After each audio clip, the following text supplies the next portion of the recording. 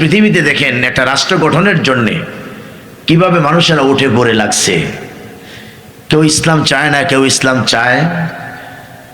কেউ ইসলাম ক্ষমতায় যে লাঠি দিয়ে পিটাইয়া সব মানুষদেরকে একেবারে সাচ্চা মুসলমান বানাই দিতে চায়।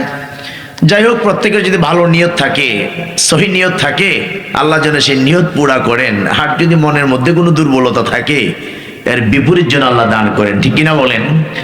আসলে আমি ছোট মানুষ যেটা বুঝি, বর্তমানে এক একটা সেক্টরের দিকে তাকাইলে পড়ে যে দুর্নীতি, তারপরে যে জুলম, যে বেইনসাফি কাজ চলছে, আপনি একটা সেক্টর দেখাতে পারবেন না যে এই সেক্টরটা মাশাআল্লাহ বাংলাদেশের মধ্যে ভালো, এই সেক্টরটার মধ্যে একমাত্র স্বচ্ছতা আছে, ইসলাম আছে, ইনসাফ আছে, জুলম নাই, হক আছে, বাতিল নাই, একটা সেক্টর আপনি দেখাতে পারবেন না।